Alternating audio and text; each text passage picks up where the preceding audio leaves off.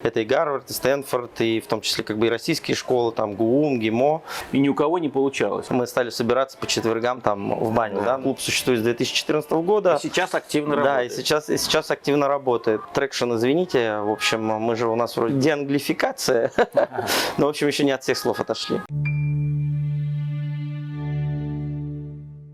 Добрый день, дорогие друзья! С вами снова я, Алексей Белов, и наш канал «Открытый бизнес» о предпринимателях и для предпринимателей. И сегодня мы будем обсуждать такую интересную тему, как бизнес-сообщество. Тема довольно актуальная для нашего времени. Многие из вас, я уверен, состоят в том или ином сообществе по интересам. И одно из самых таких популярных направлений – это бизнес-сообщество. И сегодня я встречаюсь с Эдгаром Полькиным. Это основатель Союза выпускников бизнес-школ. Также мой товарищ, с которым я в какое-то время обучался в бизнес-школе Сколково, где мы и познакомились. И тема была как раз такова, что в нашей школе Сколково многие пытались сделать какие-то бизнес-инициативы по созданию сообщества, и ни у кого не получалось. А вот Эдгар уже сколько лет занимается, и мне кажется, у него получается, и мы сегодня об этом у него спросим, как и почему он уже столько лет этим занимается, я так понимаю, это дает какой-то результат. Для начала, Эдгар, я, наверное, спрошу тебя, что такое вообще Союз выпускников бизнес-школ, что это из себя на текущий момент представляет, вот какие-то, может быть, цифры, факты приведешь. Всем привет, Алексей, спасибо за встречу, за диалог. Да, расскажу про Союз выпускников бизнес-школ. На самом деле, эта организация была основана выпускниками Сколково. Мы в рамках Совета выпускников тогда работали, и возникла вот идея создать некое сообщество, в которое мы, соответственно, объединим выпускников разных бизнес-школ.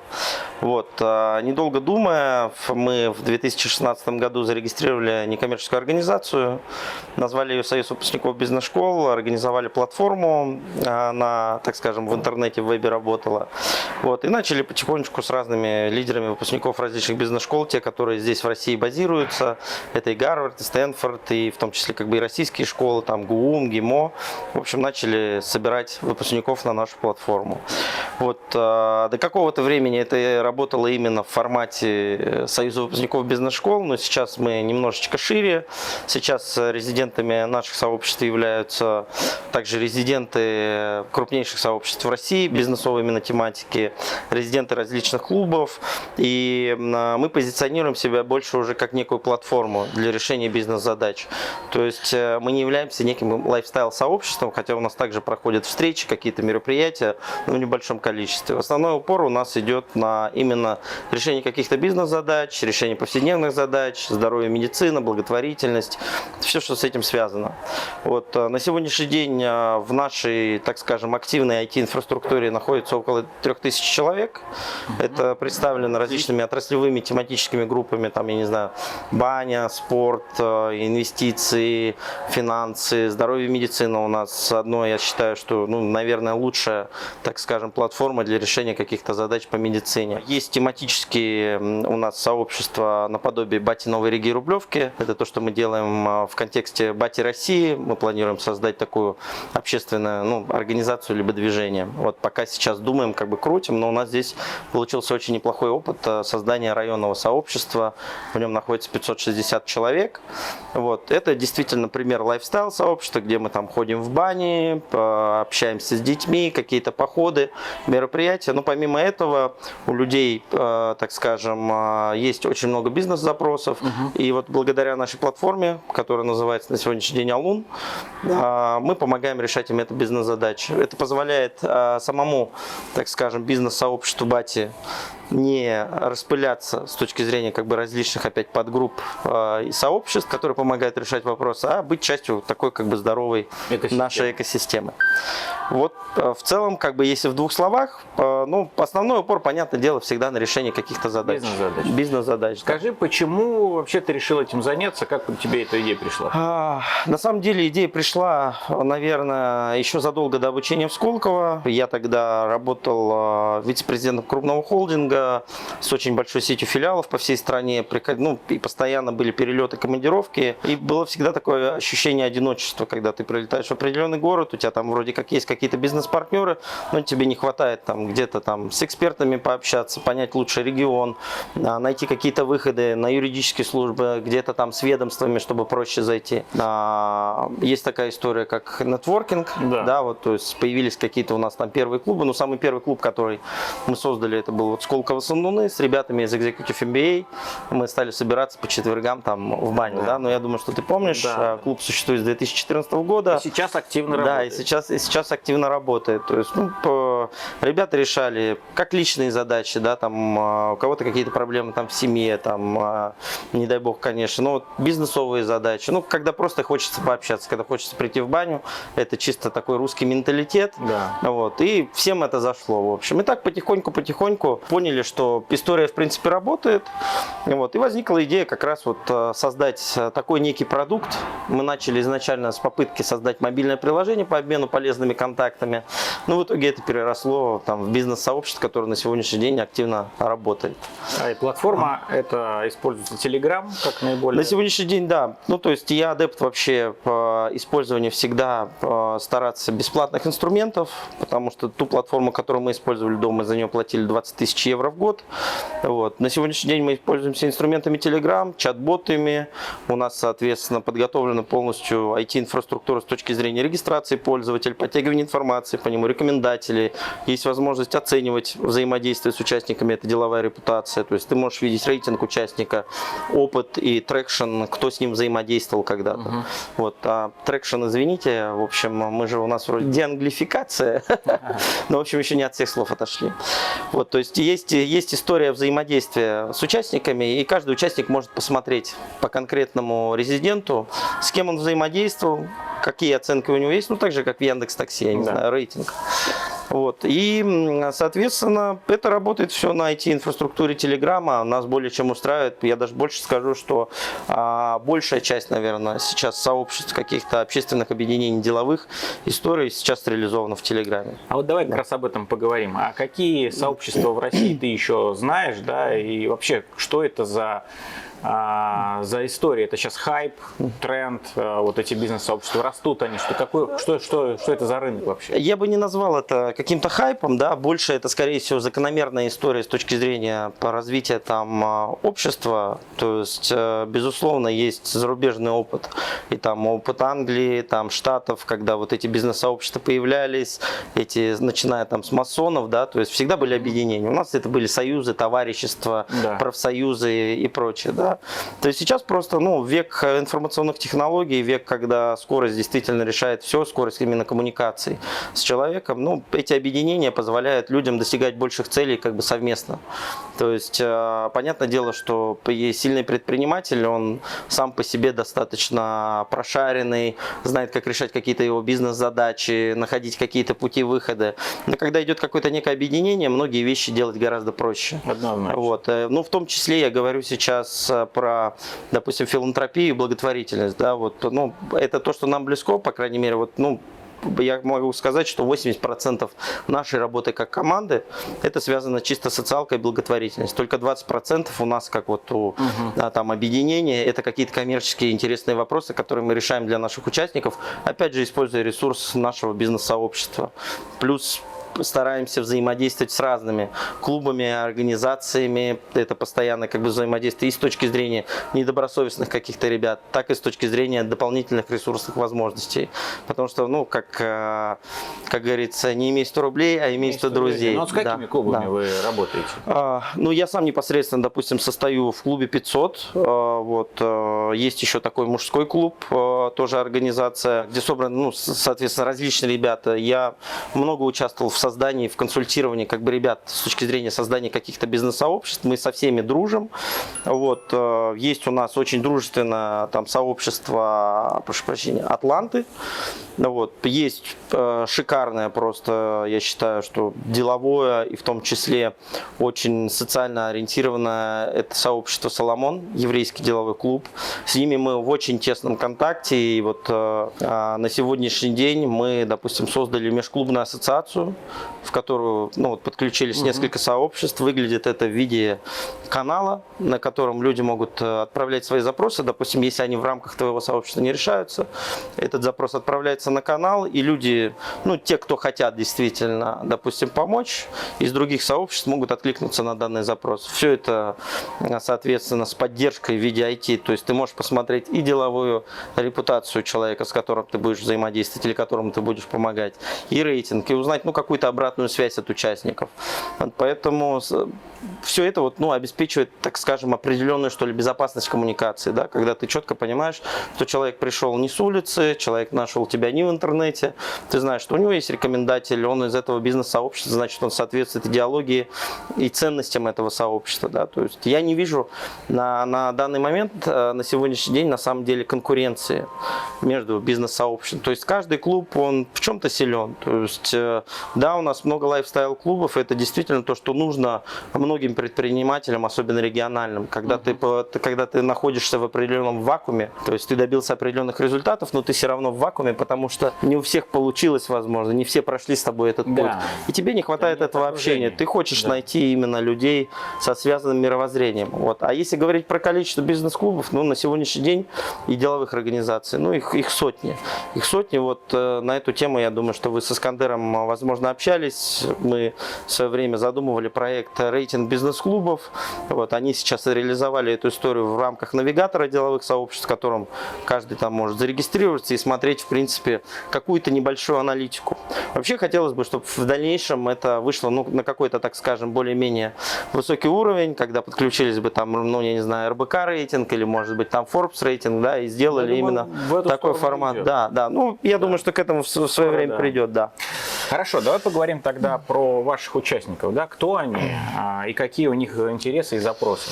У нас, понятное дело, так как мы позиционируем себя все-таки как некое бизнес-сообщество, да, все же пытаемся в сторону платформы, но хочешь не хочешь, людям просто так проще мыслить. Мы бизнес-клуб, мы бизнес-сообщество, мы какое-то объединение, тусовка. Состав участников у нас очень разный. То есть мы изначально проговаривали, что не капитал является показательным, допустим, для того, чтобы президент стал резидентом человек, который хочет к нам, а именно его профессиональное качество. То есть, по сути, мы построили экспертное сообщество.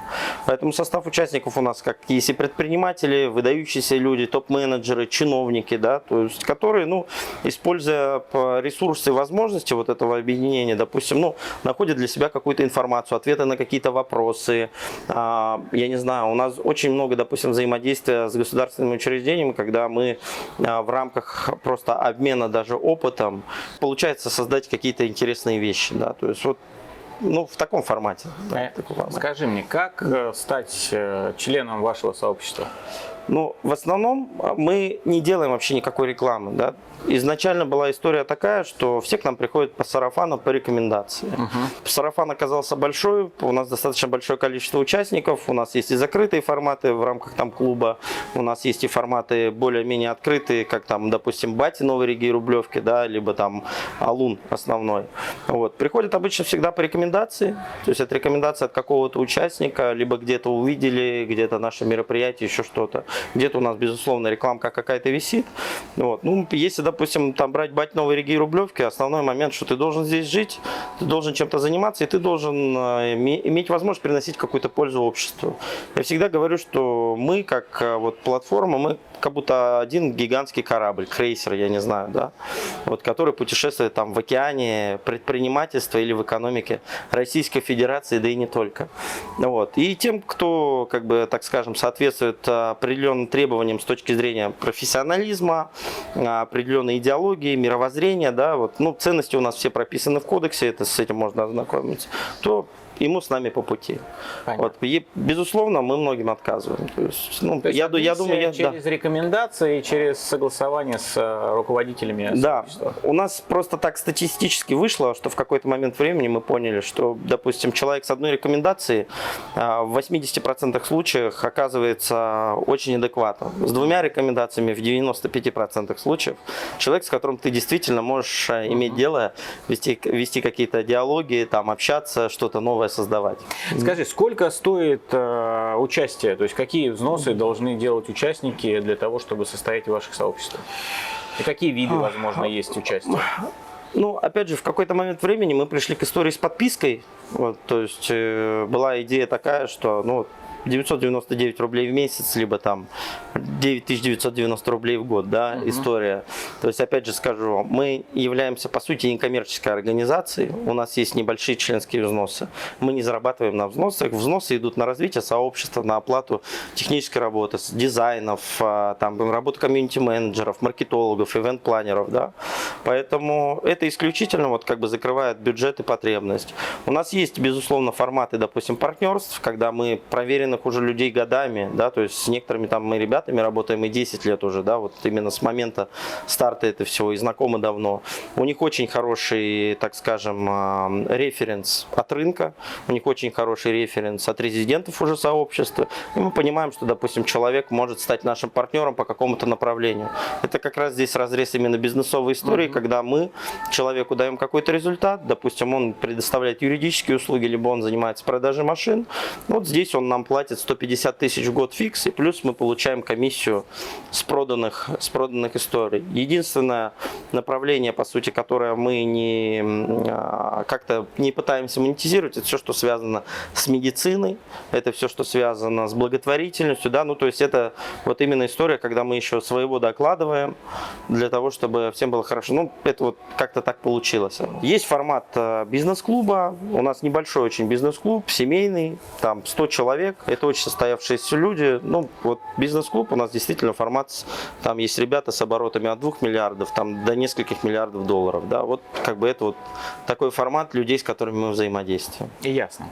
Хорошо. Давай немножко поговорим про текущие реалии. Да? У нас происходят определенные тенденции с миграцией. Да? То есть люди начинают, многие уезжать за рубеж, санкции попадают их компании или в санкции, связанные со страной, так или иначе происходит некое движение населения. Да? И вот мне интересно, все-таки как раз в основном это движение происходит среди людей, состоявшихся определенных, да, обладающих определенными компетенциями.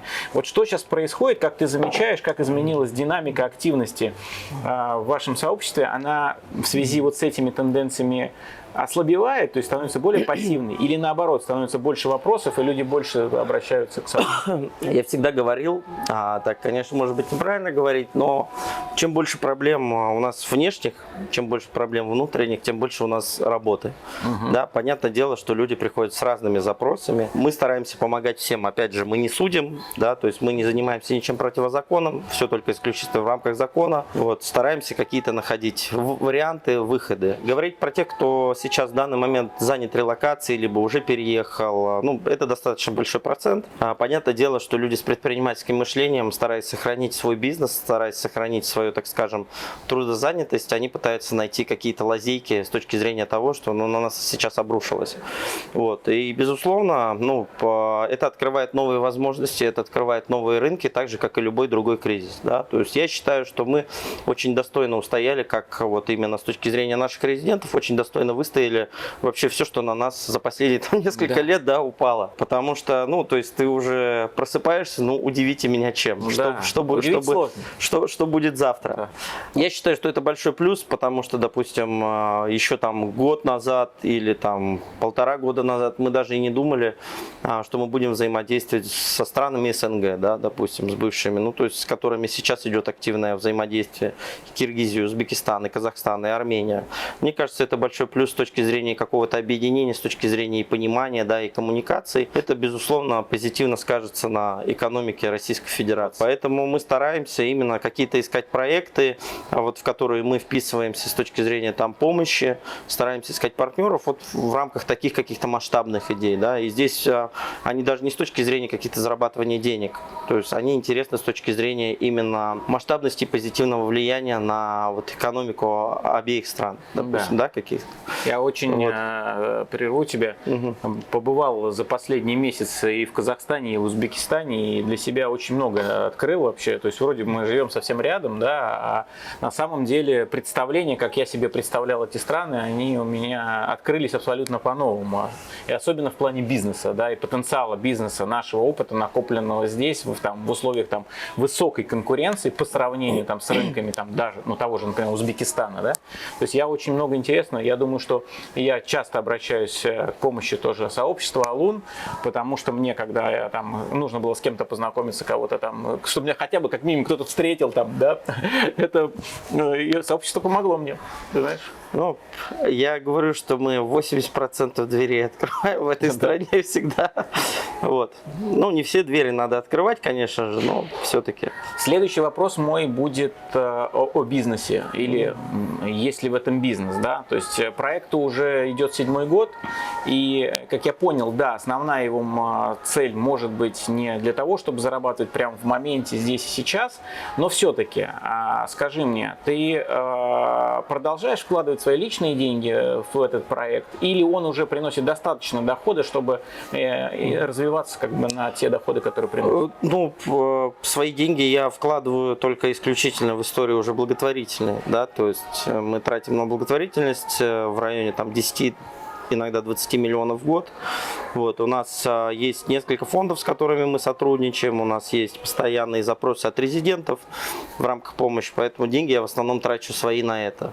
Безусловно, сам проект, он, так скажем, окупаемый, и он может плавать уже без меня, да, то есть без моих каких-то вливаний, без вливаний там наших партнеров, то есть без проблем абсолютно. Вот. Но, как говорится, совершенству нет предела, и для того, чтобы дальше развиваться, безусловно, нам надо расти и расти постоянно. Вот. Сейчас подписки на сегодняшний день закрывают там где-то, наверное, 60% бюджета, остальные 40% мы, вот то, что сделки зарабатываем, как бы закрываем этим, да, то есть у нас сейчас достаточно большая команда, на нескольких сообществах, 10 человек команда, постоянная работа и с дизайнерами, и с разработчиками, я говорю, вот, то есть есть ребята отдельные, которые занимаются исключительно сделками, это их работа, машины, водители, то есть, в общем, все, вот, то есть они занимаются... Это превращается уже в такой операционный... Да, у нас есть уже, да, операционный офис, все. То есть постоянно, как бы, ребята 24/7, так же, как и я, без выходных, без праздников, мы постоянно на связи, постоянно работаем. Это, ну, всегда было, так скажем, нашей фишкой. Я не отключаюсь от телефона практически никогда. Более скажем, что мне тяжело, но я стараюсь дома выходить, их вот так вот откладывать. Вот. А так мы постоянно на связи, потому что бывает, звонят и в 3 часа ночи, и в 2 часа ночи, там, и по-разному бывает. Разные ситуации, когда надо экстренно, оперативно реагировать, да, и стараешься всегда, конечно, помогать, потому что, ну, в конечном итоге люди тебе просто благодарны за это будут. Да? Мне очень приятно и лестно, когда ребята понимают ценность, допустим, ту, которую мы создаем, и если мы делаем сбор благотворительных средств, всегда участвуют. И участвуют достаточно большими суммами. Я считаю, что это вот именно тот результат нашей работы, ну, который я бы хотел видеть и который хотела бы видеть команда. Ну, то есть результат, который на текущий момент, вот за все эти годы проект достиг, он тебе уже сейчас, ты видишь его, да? Ты уже этот результат... Нет, если мы говорим про личный, и имеется в виду доход, про историю именно в формате вот этих 20%, то, что мы занимаемся коммерческим, безусловно. Да? Еще до пандемии мы делали сделок в районе там, 3 миллиардов в год, то есть общий объем сделок. Я приведу пример. То есть, допустим, какому-то предпринимателю надо купить там машины в лизинг, там 200 штук. Мы ему там согласовываем определенные условия, то есть я просто, чтобы понимание как бы объема сделать, не то, что через нас 3 миллиарда проходит. Мы ему согласовываем очень хорошие условия в лизинговой компании, делаем это финансирование. Человек покупает, мы получаем с этого небольшой процент, как агентские. В основном мы живем на агентские. Да, то же самое с покупкой недвижимостью, то же самое с различными историями привлечения финансирования в бизнес. Мы работаем с фондами венчурных инвестиций, мы работаем с основными игроками на рынке, это ITI Capital, Атон, Велес, взаимодействуем в рамках агентов, да, то есть мы являемся некими агентами. Благодаря тому, что мы ведем коммуникацию на самом верхнем уровне, у нас, безусловно, иногда бывает история, которую рынок узнает, может быть, чуть позже, да, это не то, что какой-то инсайт, но бывает так, что в основном сначала своих клиентов, еще своих, то есть мы в близком круге. И поэтому у наших резидентов зачастую бывает возможность очень быстро и оперативно отреагировать на изменения какого-то рынка, увидеть где-то дополнительную возможность и заработать на этом деньги. Или получить какие-то особенные условия. Или получить особенные условия, ну, допустим, тебе кофе нальют. Да. Хорошо. Скажи мне, какие цели ты ставишь перед проектом, перед сообществом на ближайшие 3-5 лет? Ну, на ближайшие 3-5 лет мне бы хотелось развить историю с батями, потому что она мне очень импонирует. Я сам отец. Я отец, который, опять же, в формате тот, который отдает. У нас именно такая идеология была прописана.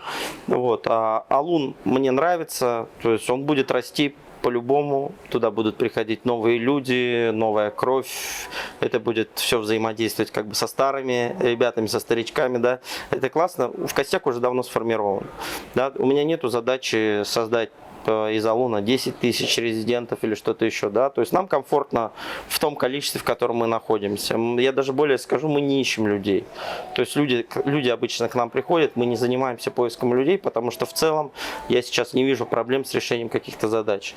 Ну, то есть система построена настолько глубоко с точки зрения анализа запросов и с точки зрения на них ответов, она работает, да. Безусловно, есть истории, когда какие-то запросы не решаются. Это может быть, ну, по разным причинам, иногда не зависящим от нас, иногда бывает так, что действительно мы там не можем найти. Но вот сейчас я очень большие надежды возлагаю на межклубную ассоциацию, то есть в течение там 3-5 лет мне хочется вырастить из нее действительно как бы классный продукт с точки зрения взаимодействия резидентов разных сообществ. Вот, и я надеюсь, что мы к этому придем. Как-то говорить про более глобальные, если цели, мне хотелось бы, чтобы у нас каждая ячейка, ну, как минимум, была в каждом федеральном округе Российской Федерации. Да. На сегодняшний день мы вот сейчас в процессе активного подключения дальневосточников. У нас появился ДВФО, да, то есть там сообщество предпринимателей, с которым мы всегда дружили. Сейчас мы решили объединить наши усилия, поэтому вот у нас одно крыло уже открылось. У нас очень много было переговоров по поводу создания южного направления. Это Краснодар, Сочи, где у нас тоже большой костяк достаточно резидентов. Поэтому процесс идет, и мы вот, ну, наверное, это все будет появляться, потому что так или иначе мы сейчас вот тоже в процессе запуска Алун Мир. Потому что, ну, ребята, многие, как бы, кто мотается, кто в разных странах находится, им не хочется выпадать из коммуникации, поэтому мы сейчас создаем такой канал, используя вот новые инструменты Telegram в виде топиков, посмотрим, как это будет работать. Ну, в общем, поэтому вот как-то так, если в 2 словах, такие планы. Ну, я хотел бы в заключении нашей встречи поблагодарить тебя за интересное интервью, за то, что ты делаешь эту большую работу, сам активно пользуюсь ресурсом, постоянно получаю какую-то пользу. И тем, кто еще не состоит в клубе, очень рекомендую попасть туда, постараться получить рекомендации, пройти адмиссию, потому что пользу, которую дает сообщество, она гораздо больше. И действительно, это, как я понял сегодня из рассказа Эдгара, это может быть не столько про бизнес, это про жизнь. Это больше, чем просто какой-то бизнес-проект. Абсолютно, 100%. 100%. Вот, поэтому спасибо тебе большое, был рад тебя увидеть. Дорогой, без проблем, всегда, Все. пожалуйста. А вы подписывайтесь на наш Спасибо, канал, друзья. И дальше будут также новые интересные собеседники. Спасибо. Так, смотри, на столе, что вот это, мне вот это, как это, нормально стоит? Ничего тут? Да. Ну, я буду, короче, курить. Кури, да, кури. И это... На в экран-то смотреть надо, нет? Не обязательно. Слушай, ну я иногда смотрю в экран, но больше я смотрю на собеседника. Я очень тайминг жестко контролировал, чтобы мы не вывалились. Было бы обидно, если мы что-то не записали. А сколько мы? 25 минут? Нормально.